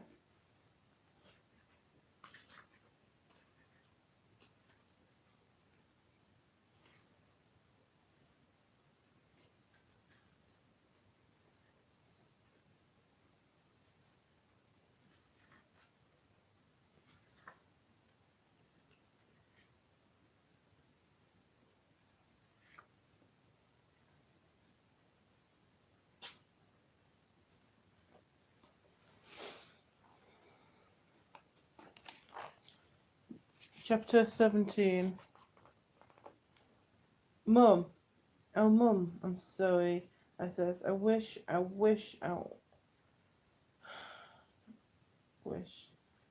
hadn't found the stupid phone. Mum said nothing. Her head was bent so I couldn't see her face. Please, Mum, say something. Look, we don't know that all these stupid messages really mean anything. I knelt down and put my arm around her. She didn't cuddle into me. She didn't shrug me off. She just sat there, utterly lifeless. I put my head against hers and tried to tuck her curls behind her ears so I could see her face. She was crying. She wasn't making any sound at all, but tears were slowly running down her cheeks. Mum, don't cry. You never cry. I says, I'm not crying, it's hay fever, she said, Mum, in a tiny voice. Then she screwed up her face. That's what I always used to say when I howled back at the dumping ground, especially when Justine Littlewood took my best friend Louise away. And now she's done it all over again. It's like I'm on a roundabout and I keep going round and around and everything repeats itself and I get off no matter how hard I try. But you like roundabouts, Mum, I said stupidly. I thought I'd like it this time. I've mucked up so much. I didn't try hard enough at school. I've never had a proper job. I've never had a long-term relationship, not even with your dad. I've never been able to give you a nice home. I've just messed up royally, time after time. Then I met Sean, and there I was suddenly in cloud cuckoo land, believing it was all coming right at last. Only now it's all messed up again. What's the matter with me, Jess? What's the matter with me? She clenched her fist and punched the end of the desk really hard. Mum, stop it. You'll hurt your hand. I grabbed hold of it. The knuckles were starting to bleed. I started to sob. Please don't. You're frightening me. Oh, Jess, I'm sorry, she says, wringing her poor hand. Don't punch the desk. What about punching Sean Joffrey instead? I said. I'll punch Justine Littlewood. She obviously couldn't hear it. Couldn't bear it when she saw the photo in the magazine and realised that everything had gone right for me at last. She had to come slinking and sulking along to take him away.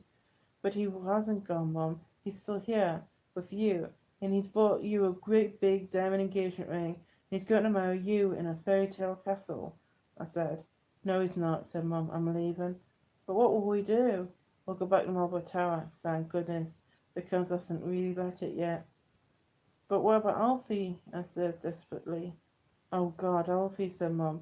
Alfie had been cowering on a corner, frightened by all the tears. But now he thought Mum was calling him. He came bounding up and gently licked her damp face. I can't bear it if I can't keep Alfie, I said. You can keep him, Jess. You'll have to ask someone else to look after him, just for a few weeks until I get things sorted. But I'll find somewhere we can all live together. You, me, and Alfie, said Mum. But how? I asked. I don't know yet, but I'll do it. I promise. I never break a promise to you, do I? Mum stood up shakily, and then pulled me up too. She dropped the phone with its hub of messages back in the drawer. Then she shoved me all the programs on top of it. Do you think I might have just one program for Tyrone? I asked. What? Yeah. Mum threw several at me. Take them. Rosalind was hovering in the hallway anxiously. She clearly had been listening. "Oh, Miss Tracy, come and have another cup of tea," she said softly. "I don't think tea's going to help," said Mum, but she went into the kitchen and let Rosalind make another pot of tea. Rosalind got out the cake tin too, but Mum shook her head. "Give Jess some though," she said. Rosalind cut me a large slice of coffee and walnut. It was as creamy and moist and delicious as always, but it didn't seem to taste right anymore. There was something wrong with my throat. I couldn't swallow. "You're not really leaving, are you?" Rosalind said. Mum nodded. "Because of Mr. Shawnscott's secret lady?" "I wouldn't call her a lady. I wouldn't mean anything. It could mean anything, though. He can't help himself. He loves the ladies, but I've never seen him so happy with anyone as he is with you. He's like a little boy again. It's you he wants. The other one won't last 5 minutes. They never do. Can't you just ignore it?" "I wish I could," said Mum. "I would," said Rosaline. "It's not as if you're married yet. When you are, Mr. Shaw might take his vows seriously. He's not a bad man at heart. He's just used to doing what he wants. All that money and fame from his football has gone to his head. He's made such a fuss of you, too. Look at your ring, and the funny pink car. He adores you. You can ask for anything you want, and he'll give it to you. You know that." She paused. "Do you want to be poor again?" Mum shook her head. "But what about little Jess and Mr. Elfie dog? Don't go. It's been good having you here. Just like a proper family," says Rosaline. "That's all I've ever wanted for Jess," Mum whispered. "Think about it," Rosaline begged, putting on her coat to go home. "Please, Miss Tracy. Please just call me Tracy. I wish I could call you Miss Shawn," said Rosaline. She gave Mum a big hug and me. It was very quiet in the kitchen when she'd gone. Mum sat at the table staring into space. I hauled Alfie onto my lap and held him tight. We waited. I lifted my finger and dipped it in, dabbed at all the cake crumbs on my plate, counting them. I said that if I ended up with an even number would go, and if it was an odd number that will stay. But there were too many crumbs and they all smeared into each other. "What are we going to do, Mum?" I asked. "I don't know," she said. We waited some more. Then Alfie started barking and jumped down off my lap. He heard Sean Joffrey running down up the driveway. The front door opened, and I looked at Mum, and she looked at me. And then Sean Joffrey burst through the kitchen door, grinning and sweaty, jogging out on the spot now. "There," he puffed. "I reckon I've made room for a massive chicken vindaloo now. I'll just have a shower. Why are you two looking so serious, eh? And put your glad rags on, girls." Mum shook her head. "I don't think it's a good idea after all, Sean," she murmured. "What's up? Don't you feel well, Trace?" He sat down beside Mum and peered at her face. "You're very white. Have you got a headache, babe?" "I'm not ill. I've had a shock." Mum looked at me. "Maybe you better go to your room, Jess. Take Elfie with you." "But Mum, Jess." So I went out, but I stayed in the hall, sitting cross-legged across the other side of the door, my arms around Alfie. "What shock, Trace?" Sean Joffrey shouted, so concerned. I wound my fingers around Alfie's fur, wanting for Mum's reply. "I know about you and Justine," she said, so quietly I barely heard her. "What you on about?" "You and Justine," Mum said, much louder, spitting each word out. "Well," said Sean Joffrey, "what about her?" "You're seeing her." "Yes, she came around the gym, and I invited her back here for a meal." "And you've been seeing her ever since," Mum said.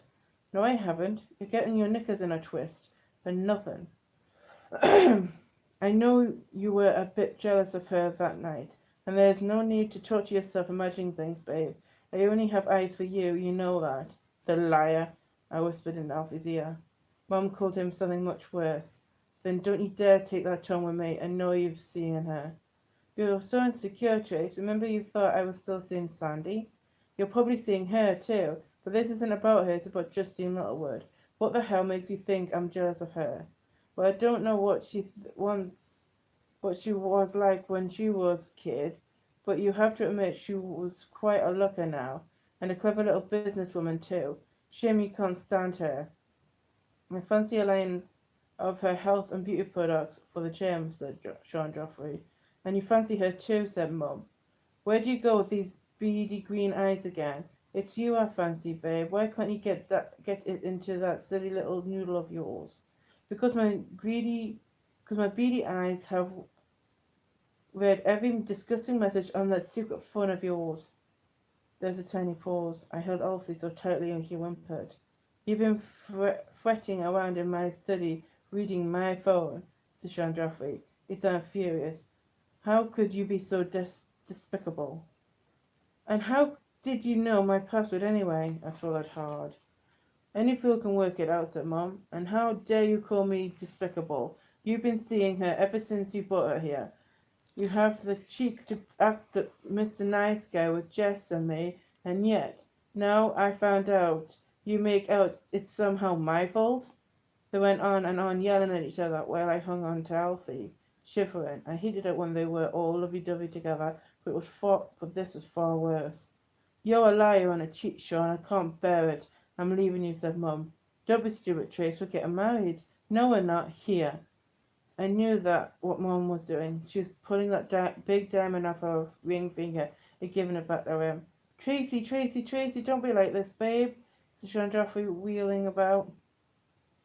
Okay, hands up. I had a little fling with Justine. It was all her doing. I'd have had to be a man of steel to resist her, but it was totally meaningless, babe. Surely you can see that. She doesn't mean anything to me. You mean the world. And you meant all the world to me, said Mum. I thought you were the man of my dreams. And I still am, look. I never dreamed you'd be so straight-laced about one little fling. You should see some of my football pals. You've given me the grief. Now I'll make it up to you. We'll put it behind us, eh? I can't, said Mum. Perhaps it was any other girl. But you had to go and choose Justine Littlewood. If you can't see why that hurts so much, then you're more of a fool than I thought. I'm leaving us, I'll tell you. Then you're the fool, Tracy Beaker, said Sean Joffrey. Go on then, get out. Go back to your gutty little flat and your sad little life, Miss Nobody. There was the sound of a very hard slap, and then Mum came rushing out the door. I caught a glimpse of Sean Joffrey looking dazed, one side of his face bright red. Come on, Jess, said Mum. We're getting our things. We got the laundry bags from the back of the cupboard and started packing. We didn't stop to search for bubble wrap. We suddenly wrapped the Mickey Mouse alarm clock on the China dogs and the Chubby Dogs and all the other breakables in our clothes, and then I pulled the mother and daughter picture out of the wardrobe. Alfie kept circling us, whimpering around, wondering what on earth was going on. Then we dragged everything downstairs. We found Sean Joffrey in the sitting room drinking a glass of whiskey. We're off now, said Mum. I'll phone for a taxi. For pity's sake, Tracy, use your car, said Sean Godfrey. I'm not taking it. It's not mine anymore. Look, you idiot, I don't want that ancient piece of pink metal, and I don't see anyone else being mug enough to take it either. If you don't keep it, I'll just get crunched in the scrapyard, said Sean Joffrey. Took another gulp of his drink. All right, I'll take it, thank you, said Mum. She paused. Thank you for everything, Sean.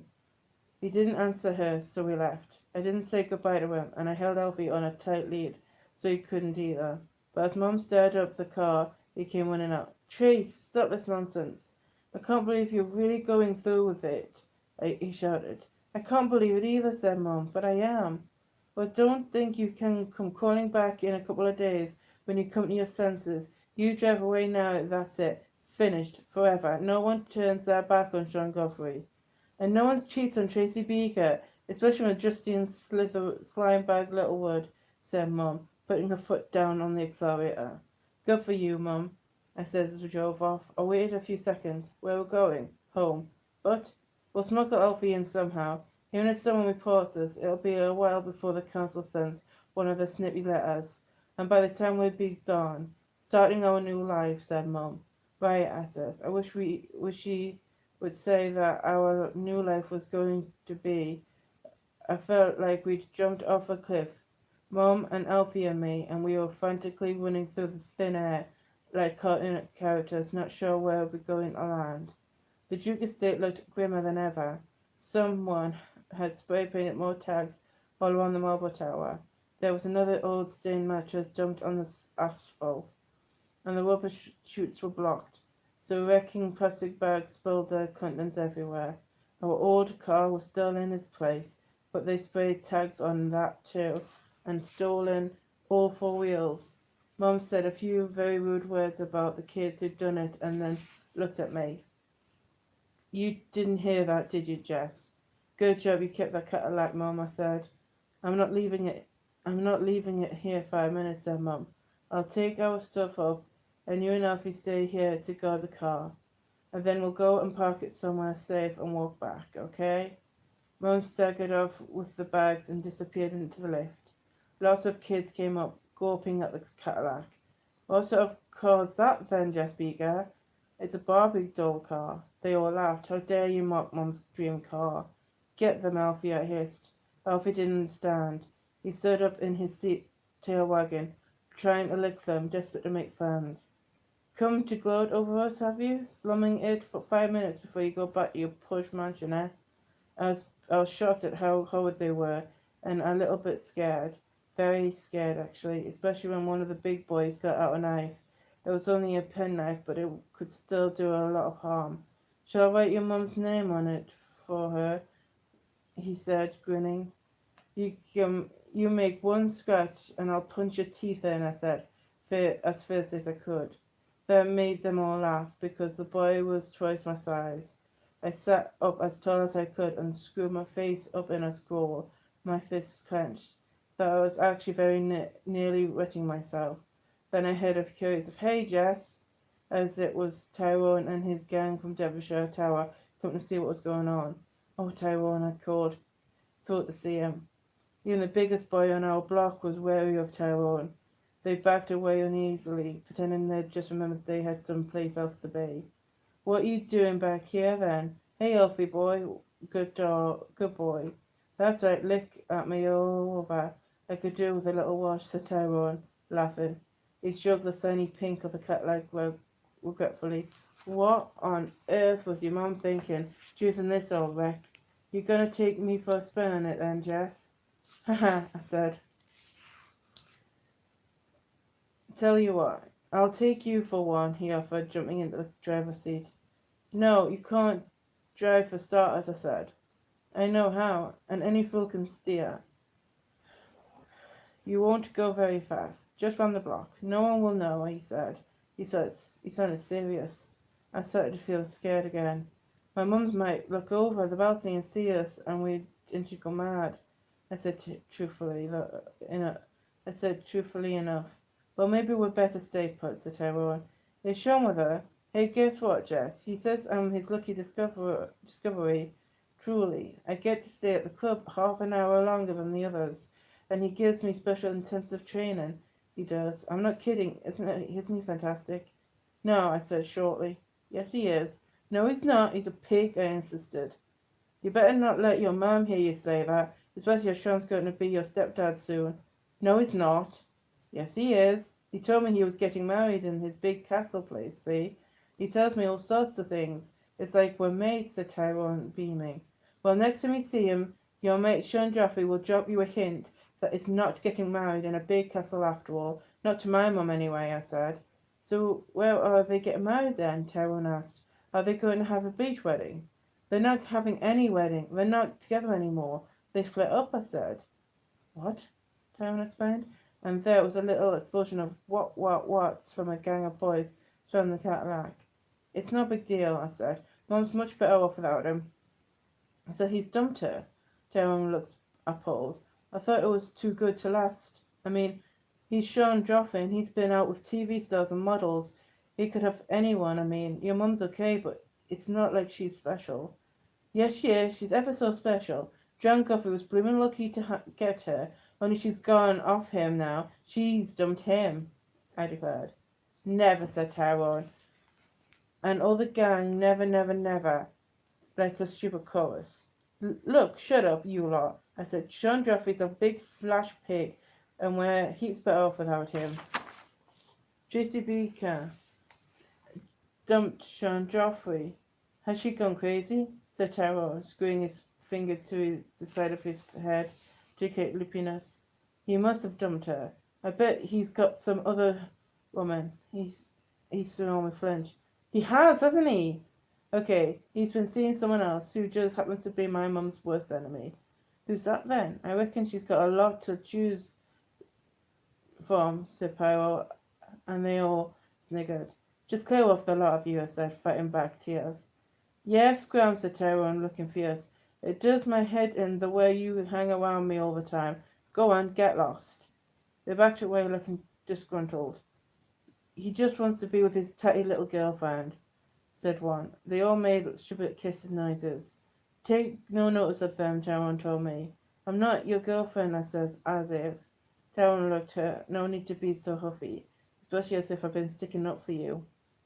Sorry, I said, craning round to look at the lift entrance, wishing Mum would hurry up. So what's your mum going to do about it? Tyrone asked anxiously. What do you mean? To get him back? She's not going to do anything. She doesn't want him back. Not now, I said. Then she's mad, said Tyrone. No, she's not. Don't you dare say she's mad. But she is. It's obvious. You could live in that fantastic house with a pool and everything, and have whatever you wanted, or live in this dump. Come on, Jess, it's not fair on you, is it? Yes, it is. It's what I want. You just shut up about it, I said. And it's not fair on me. Tyrone persisted. Sean Joffrey only started talking to me, taking me to his club because I'm friends with you. And now he won't bother, and it was so great. He sounded so sad that Alfie nudged up against him and started licking him sympathetically. And that's another thing. You'll have to send Alfie back to Battersea. No, I won't. Mum says we're going to find a way to help him, I said. And you believe her? said Tyrone asked. Yes, I says, though my voice wavered. At last, Mum came out the lift. When she got near, I saw that her eyes were red. Hey, Tracy Beaker, I'm sorry about Sean. Just tell me about it. But maybe he'll take you back if you play it cards right, said Tyrone. Mum glared at him. So did I. Hop it, kid. Mum used a voice that makes you do as she says. Pronto. Tyrone scrambled out of the car. Mum got in and switched on the ignition. That's it. Go back to him, said Tyrone. We're not going back, are we? I asked Mum as we drove off. No, we're not, I said. We're just going to park the car somewhere safer, that's all, she says, and away from all these no-good kids. It was hard to find anywhere. We had to drive all the way up to the park and leave it there, and even then Mum kept looking back anxiously. Alfie had a sniff of the grass and trees, and tugged desperately at his lead, wanting to explore. Could we have just a little walk, Mum? I asked. All right. So we wandered around the park. I didn't dare let Alfie off his lead because he still didn't always understand about coming back to me. I had to run quite quickly to keep up with him.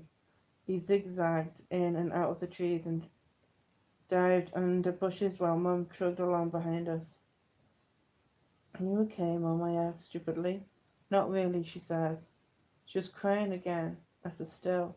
So Alfie had to stop abruptly too. Mum, I'm so sorry, I says. It's all my fault, isn't it? I should have never have looked at Sean Joffrey's phone, and then you wouldn't have known about him and Justine, and we'd be having supper out with him, and you'd still be fine. Of course it's not your fault, Jess. I'd have found out sooner or later, Mum said wearily. Supper. We haven't got any food in at the flat. Can we have fish and chips then? I asked. I suppose so. Alfie likes fish, I says. Can he share mine? We can buy him some proper dog food tomorrow, can't we? Mum nodded. It's going to be all right, Mum, isn't it? I says, putting my arm around her. You said. Yes, she says, though she didn't sound at all sure. What a coincidence. How many chapters is this book?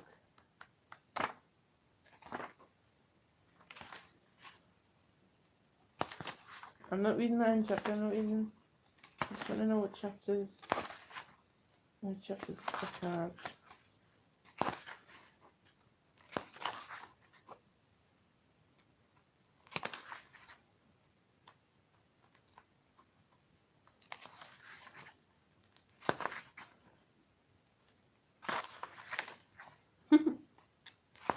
It might only be 18 chapters. Or maybe 19. No, there's 20 chapters. Or 21, because, yeah.